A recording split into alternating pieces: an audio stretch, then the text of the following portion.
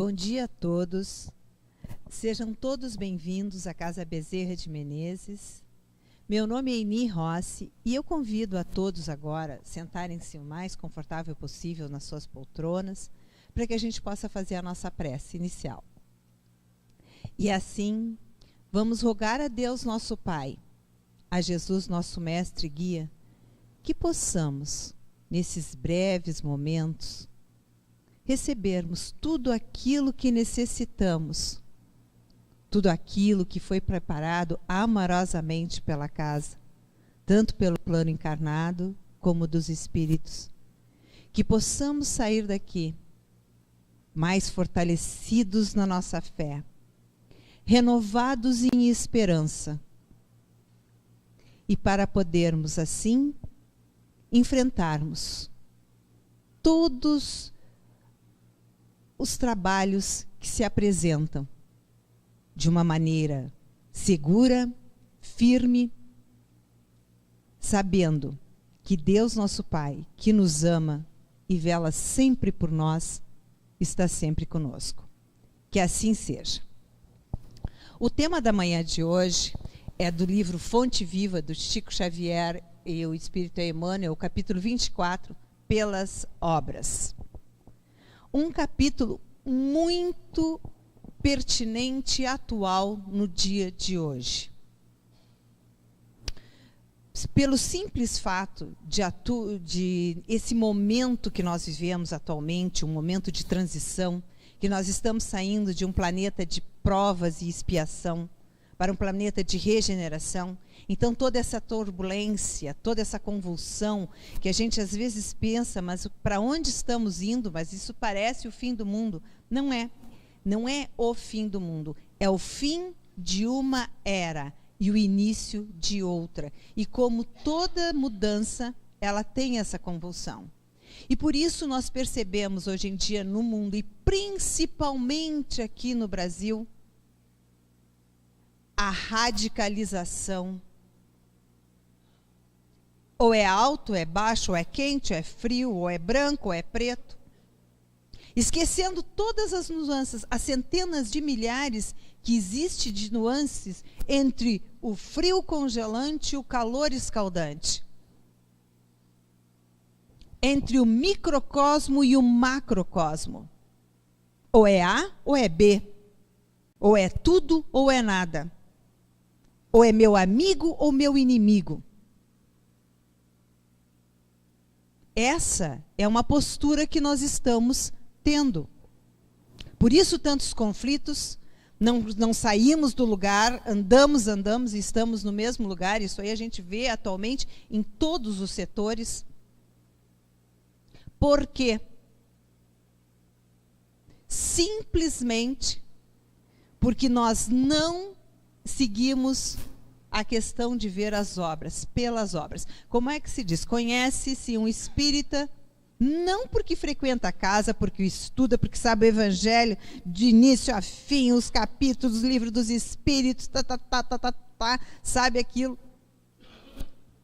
A diferença está entre o saber, que é o primeiro passo, é importante, temos que saber, temos que estudar, temos que saber. Porém, isso não é tudo, é o princípio da evolução. Saber e vivenciar. E isso é tão importante, aí a gente percebe que é pelas obras que se conhece as pessoas. Isso é de uma importância máxima, porque várias pessoas que a gente conhece, vultos da história, etc., assim, tem pessoas que passaram pela história, assim como passaram, desapareceram e a gente nem percebeu. E outras marcam. E a pessoa mais importante que mais marcou a história da humanidade, inconteste, e inclusive a ciência já está comprovando a existência de Jesus. E por que Jesus foi tão importante? Porque até hoje nós temos dificuldade em entender tudo o que ele nos passou. E por que nos marcou tanto? E foi passado de geração em geração? E continua cada vez mais atual? Os seus ensinamentos, as suas leis não mudaram em nada. O que houve pelo meio do caminho era questão de linguística, tradução das leis e a adequação conforme a nossa necessidade dentro da nossa sociedade. Isso é que foi que aconteceu. Mas pegando desde o início as leis que Cristo trouxe, que são as leis de Deus, elas são imutáveis, elas persistem até hoje, e elas é que nos norteiam e que nos trazem paz, e conseguimos conviver em sociedade devido às leis de Deus. Não matarás, não roubarás, não... Quem não conhece essas leis? E nós ainda sabemos vivenciar isso? Então, por que a importância de Cristo? Pela vivência que ele teve. Ele não deixou nada escrito. Ele não escreveu nenhum livro. O que sabemos são os relatos dos apóstolos, que foram feitos escritos muito tempo depois da morte de Cristo. E o que são os relatos dos apóstolos? E mesmo os ensinamentos não eram, porque Jesus disse isso, sentou um dia, pegou e nos falou isso. Em nenhum momento é assim. É a vivência. Eles colocam o que Jesus disse perante a circunstância que se apresentou. Eles acompanhavam Cristo. Então, o que eles escreveram são um diário, um relato de como Jesus se postava, como ele se comportava, como ele agia perante os fatos e as circunstâncias que se apresentavam perante ele. E essa é a importância de Cristo, não é o que ele disse, o que ele deixou, mas o que ele demonstrou. Ele viveu de acordo com as leis de Deus, numa sociedade terrena, provando que é possível e é o único caminho de se progredir e termos momentos felizes e começarmos a aprender a amar, a deixarmos de ser egoístas e orgulhosos. Este é o legado. A importância de Cristo foi as obras. E ele não construiu nenhuma pirâmide, nenhuma ponte, não mandou nenhum espaçonave para o espaço, não inventou a comunicação, internet. Não. Ele andava, por onde ele andava, e as pessoas iam atrás para ver, as pessoas o seguiam para ver como é que ele fazia. Como ele vivia em paz, ajudando as pessoas com o seu exemplo. Ele nunca disse a ninguém o que fazer. Ele sempre alertou que toda ação tem uma reação, que tudo que decidirmos, escolhermos, porque temos livre-arbítrio, então livre-arbítrio é optarmos a fazer, mesmo não se optando, é uma opção. Estamos usando o livre-arbítrio de não optar, de não fazer. E ele sempre disse que as nossas escolhas, nós sofreríamos as consequências. Escolhas mais acertadas, tomadas com mais... não permitindo que o egoísmo e o orgulho preponderem sobre essas opções, sobre as nossas escolhas, teríamos mais paz, mais tranquilidade. Isso é o que ele vivenciou e o que ele dizia. Mas ele nunca diz, faça isso, não faça aquilo, faça assim, não faça. Mas que para cada escolha nossa, existe uma consequência. Boas escolhas tomadas com critérios trariam boas consequências. Agora, as nossas escolhas não tão felizes trariam consequências não felizes. Agora há pouco, no Evangelho no Lar, no que foi falado, foi a questão. Não existe injustiça. Não existem vítimas. Não somos vítimas nem injustiçados.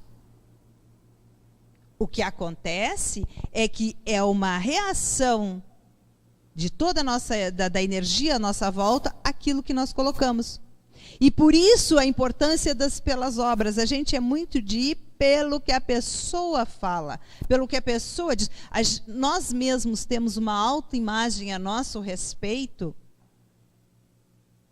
Nós somos muito caridosos conosco, normalmente. Via de regra, o que nós fazemos é porque nós temos motivo, nós não estávamos no momento, passando por um problema. A gente sempre arranja uma desculpa para justificar as nossas tendências que nós devemos melhorar. Quanto no outro, não, ele fez porque ele é assim. Nós nunca procuramos analisar as nossas obras. Se eu me acho tão bom assim, qual o resultado das minhas obras? Eu estou ajudando as pessoas à minha volta? Simplesmente, e ajudar não é fazer alguma coisa, muitas vezes é deixar de fazer, ou seja, não ser tão incisivo, não exigir tanto das pessoas, não ser mais complacente, ter mais paciência. Isto é importante. E como é difícil a gente ter paciência hoje em dia. É mais fácil a gente reclamar e tentar obrigar o outro a se adequar a nós do que nós nos adequarmos aos outros, aceitarmos aos outros. Isso é que nós temos que entender. Então vamos começar a analisar, porque pelos outros é fácil, né? A gente analisar os outros. Mas vamos analisar nós mesmos. Eu sou tão boa, eu faço tudo bem, eu vou no centro espírita, eu faço caridade, eu contribuo, eu vou nas caravanas, eu faço isso, faço aquilo. E dá tudo errado na minha vida. Será que realmente, que naquele momento que eu estou na casa espírita, assistindo a palestra, tomando um passe, eu estou ali? Ou estou fazendo, pensando em outras coisas? Depois eu tenho que fazer isso, tenho que fazer aquilo, mas eu vou ali porque senão... Um pensamento infantil, achar que vir na casa espírita, frequentar, simplesmente assistir os cursos, as palestras, tomar o passe, vai resolver. É um início, é um passo, mas no momento que nós estamos aqui, nós estamos de coração, nós estamos com o propósito, pedindo ajuda, que Deus nos ajude, porque realmente aqui dentro do Centro Espírita é muito fácil sermos gentios, educados, falarmos com quem não conhecemos, mas depois que nós saímos na porta, como é que nós somos como dirigimos no trânsito, como estamos no ônibus, como estamos numa fila, no supermercado, na farmácia? Nós temos essa paciência, essa complacência que nós temos aqui? Isso é que significa pelas obras. Para nós nos conhecermos, nós temos que ver o resultado das nossas obras. Não é fazer o que os outros querem, o que a sociedade no momento acha certo. Porque se nós vemos a história da humanidade, desde o início, todos os passos que nós passamos, porque é a nossa história, o Brasil, não muito tempo atrás, era escravagista. E para a época, para a sociedade, era correto. Mas pelas leis de Deus, nunca foi. Não se escraviza ninguém. Então é isso que nós temos. Mas eu faço tudo que as leis dizem, que a sociedade... Mas é moralmente, principalmente agora no Brasil, sim, as leis humanas permitem, mas é moralmente correto, é moralmente digno. Porque foram leis humanas criadas por homens, são imperfeitas. Num certo momento podia funcionar, mas com a evolução da sociedade, tem leis que não são mais necessárias e outras que precisam ser aprimoradas. E não basta existir a lei e sabermos a lei, cumprirmos a lei. Nós, atualmente no Brasil, estamos vivendo isso. Esta dificuldade. E quando criticamos aos outros, nós estamos cumprindo a lei? Nós não furamos a fila? Não passamos na frente do outro? Estaciona no lugar permitido? Mas é só ligeirinho, é rapidinho. O que te custa? Qual é a nossa postura? isso é que são as nossas obras. É isso que nós somos. Se eu frequento o centro espírita, se eu assisto os cursos, se eu dou palestra, se eu faço caridade, de nada adianta se eu, na hora de vivenciar, eu estaciono no lugar proibido, eu paro no meio da rua, é rapidinho, e atrapalho todo mundo. Mas o que custa para os outros? É só um minutinho. Isso é que são as nossas obras. É aí que nós mostramos quem nós somos. Se aonde nós andamos, na comunidade que moramos, no edifício, na rua, cumprimentamos os vizinhos? Ah, mas ele não interessa. Mesmo que o vizinho passe reto, em pensamento a gente faz. Importa é o que nós colocamos, o que nós fazemos, e não o que os outros fazem para nós. Isso é que repercute em todo o nosso espírito, em toda a nossa alma. É isso que nós somos. Ah, eu não cumprimento porque ele é antipático, eu não sei o que. Não, não é os outros. Porque independente de fazer sol ou chuva, eu tenho que ser, ou eu sou a mesma pessoa ou não sou. Ah, dia de sol eu sou feliz porque eu gosto de sol. Dia de chuva eu sou deprimido porque eu não gosto de chuva.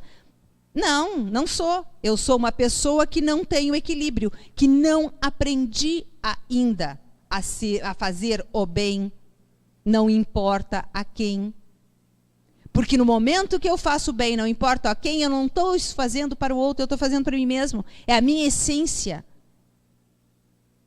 É como se nós vivêssemos dentro de vamos imaginar, de um aquário de água. É o nosso aquáriozinho. Tudo que nós fizermos e colocarmos ali dentro e não limparmos, é nós, não é os outros. Então, é a beleza de todas as leis de Deus, a perfeição é tão imensa que não precisamos fazer grande obra, salvar a humanidade, salvar o outro, resolver o problema disso, daquilo, daquele outro. Basta simplesmente, na minha conduta diária, humildemente cumprimentar as pessoas na rua, mesmo que a pessoa nem veja, a pessoa está cruzando, a gente mentalmente pensa, bom dia, boa tarde, ou lança um olhar, para que o outro perceba que está sendo percebido, que é isso que a gente quer. Essa é que são as nossas obras, é as obras que nós temos que cuidar, principalmente nós. E em relação ao que o texto aqui, depois eu vou ler, que é o texto que está no livro, e em relação aos outros, o que é que eu vejo nos outros? Ah, mas tem uns olhos maravilhosos, eu não vi mais nada. Aí vem as decepções, vem os enganos, porque no momento que eu vejo algo que é me agradável visualmente, eu associo à perfeição. Então, aquela pessoa é perfeita. E aí eu começo a usar aquela pessoa como modelo. Mas eu não estou observando como é que é o procedimento dela. Mas também não vamos nos entender que pelas obras, bom, a pessoa tem boas obras, eu vou me dar com ela, a pessoa não tem boas obras, não vou me dar com ela. Não. Aprender a ver em todos, porque ninguém é ruim ou é bom. Deus nos fez perfectíveis. As nossas escolhas é que nos definem. As nossas obras é que nos definem. Mas não tem ninguém 100% ruim. A gente sempre tem algo de bom. Somos centelha divina. Então, porque a pessoa, por hábitos, por coisas que não são parecidas, não é da mesma religião, não é do mesmo time. Brigar porque não são do mesmo time, inimizades, se agredindo fisicamente, porque não partilham do mesmo, pela rivalidade do time, pela rivalidade política, pela rivalidade religiosa. A dicotomia é lá ou cá. Não vendo que em todas as religiões que são para o bem, por serem as religiões feitas pelos homens, tem suas falhas, mas tem princípios bons, os que pregam a bondade, a caridade, sem radicalização. Começarmos a ver as obras das pessoas. Eu não gosto das manias daquela pessoa, mas veja as obras dela, olha como ela tem. É assim que a gente vai modificando A gente não modifica o outro, a gente modifica a nós mesmos e as nossas percepções. E aí, no livro Fonte Viva, está colocado assim, Paulo, na carta aos Tessalonicenses, diz, e que tenhais em grande estima e amor por causa de suas obras. Vamos estimar as pessoas pelas suas obras, e não porque é bonito, porque tem dinheiro, tem projeção, ou consegue, ou me faz as coisas que eu quero, e sim pelas obras das pessoas. Todos experimentamos a tendência de consagrar a maior estima apenas àqueles que leiam a vida pela cartilha de nossos pontos de vista. Nosso devotamento é sempre caloroso para quantos nos exposem os modos de ver, os hábitos enraizados e os princípios sociais. Normalmente, o que nos rege a nós fazermos, as pessoas que admiramos, é o social. E a gente não vê as obras das pessoas. Todavia, nem sempre nossas interpretações são as melhores. Nossos costumes, os mais nobres, e as nossas diretrizes, as mais elogiáveis. Nós não somos perfeitos.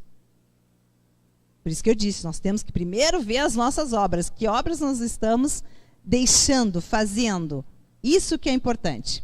Daí procede o impositivo de desintegração da concha do nosso egoísmo para dedicarmos nossa amizade e respeito aos companheiros, não pela servidão afetiva com que se liguem a nosso roteiro pessoal, mas pela fidelidade com que norteiam em favor do bem comum. Normalmente, nossos amigos, nós gostamos daquelas pessoas que fazem o bem para nós, independente que isso prejudique outras pessoas. Inimigo de inimigo meu é amigo meu. Então, isso é que nós temos que começar a aprender. Ou seja, nem sempre as nossas interpretações são as melhores. Nós temos que começar a aprender a interpretar. Nós somos bons, nós percebemos, a nossa percepção boa. A interpretação do que nós vemos é que é falha. É imprescindível aperfeiçoar nosso modo de ver e de sentir, a fim de avançarmos no rumo superior, ou seja, a fim de evoluirmos. Busquemos as criaturas, acima de tudo, pelas obras com que beneficiem o tempo e o espaço em que nos movimentamos, porque um dia compreenderemos que o melhor raramente é aquele que concorda conosco, mas é sempre aquele que concorda com o Senhor, colaborando com Ele na melhoria da vida, dentro e fora de nós. Nem sempre aquela pessoa que concorda, via de regra, aquela pessoa que concorda conosco, como nós não somos perfeitos ainda temos falhas, elas dão matéria-prima para nós continuarmos nas nossas reiteradas hábitos e vícios. E não gostamos daquelas pessoas que já venceram isso e que nos conclamam a nos modificarmos. Isso é que nós temos que dar conta. As pessoas com quem nós estamos nos relacionando, elas estão nos fortalecendo nos nossos vícios ou nas nossas qualidades. Mas não significa que não vamos então nos dar com as nossas pessoas. Não, nós temos que nos dar com todos, amarmos a todos. Jesus andou com todos, Chico Xavier, Madre Teresa de Calcutá, eles não escolheram só as grandes pessoas que faziam um grande obra, não.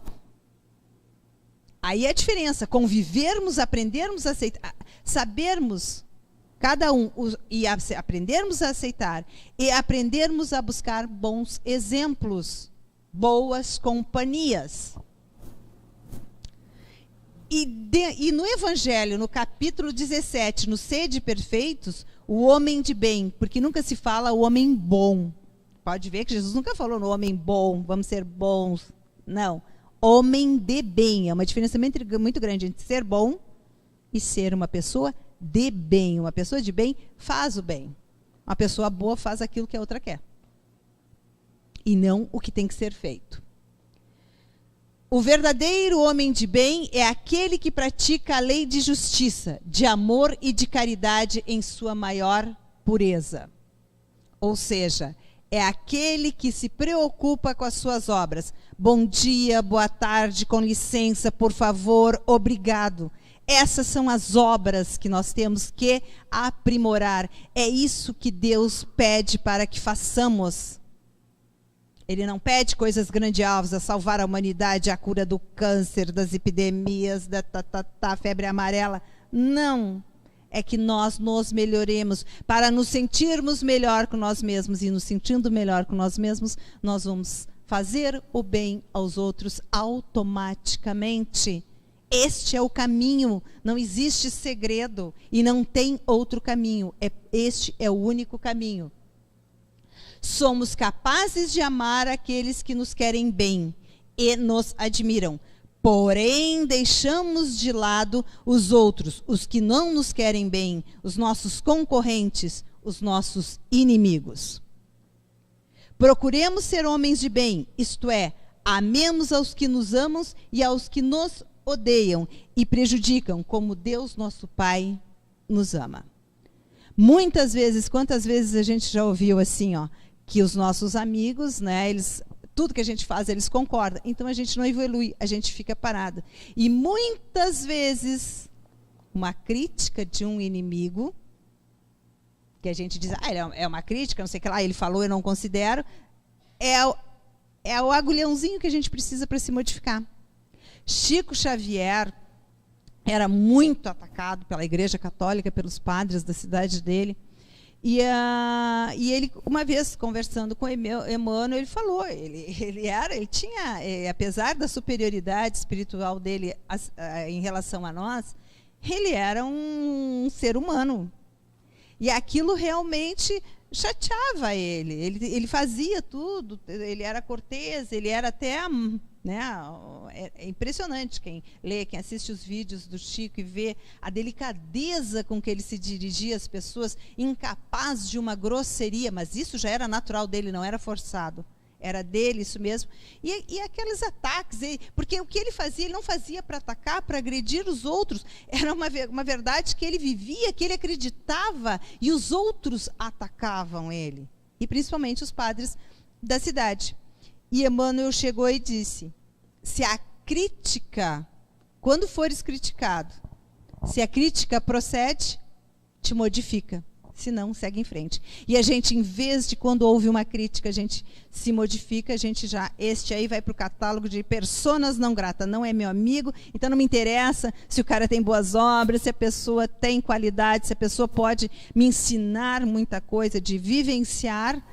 Basta ele ter feito uma crítica numa coisa que eu tenho dificuldade em me modificar. Um amigo jamais, o amigo vai saber do defeito da gente e vai ficar quietinho, porque é nosso amigo, vivemos todos, né? Então a gente se ama, ai como esse aí é... E é isso que nós temos que entender. Nós temos que cuidar as nossas obras. E quando formos a vermos uma pessoa, que somos críticos, é da nossa natureza, ainda quando não conseguimos vencer isso, vamos analisar as pessoas pelas obras. E não porque é baixo, porque é alto, porque é magro, porque é gordo, porque é isso, porque é aquilo, porque é desafinado, porque tem voz bonita, não tem... Não. Isso vai nos levar a erro. Vamos ver quais são as obras da pessoa. Como é que ela trata a família, os pais, os filhos, os irmãos, os amigos. Como é que é a conduta na rua. Ali nós vamos ver se realmente... a pessoa é aquilo que ela tenta, né? O marketing que ela faz da imagem dela. Se ela simplesmente vai no centro espírita, assistir palestra, fazer caridade, necessária, é o primeiro passo. Porque não é porque aí nós já temos obras que nós vamos deixar essa parte. Não, temos que ir ao centro espírita, temos que fazer a caridade, temos que ajudar, etc. Mas, além disso, nós temos que ter uma postura de homens de bem. Não basta só, é o início.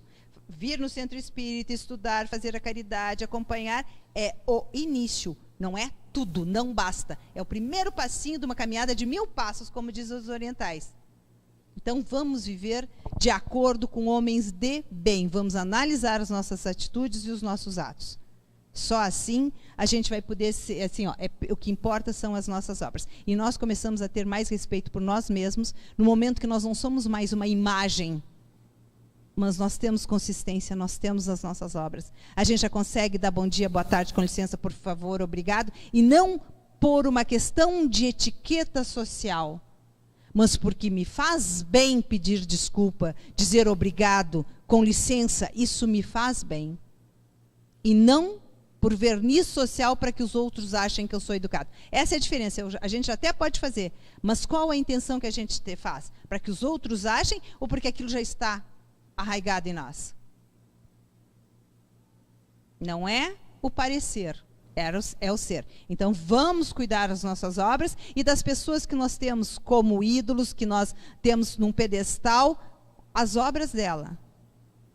Não o que ela parece, não o que ela diz ser, mas as obras. Bom, o nosso tempo encerrou, então vamos fazer a nossa prece de encerramento, agradecendo a Deus, nosso Pai, a Jesus, nosso Mestre e Guia, que possamos, após cruzarmos a porta da casa, mantermos este nível de entendimento, de perseverança, de fé, que possamos cada vez mais, com os aprendizados que estamos tendo, vivenciar, termos uma vida única, uma conduta tanto dentro do centro espírita como na rua, a mesma, de paciência, tolerância, compreensão para com todos aqueles que convivemos.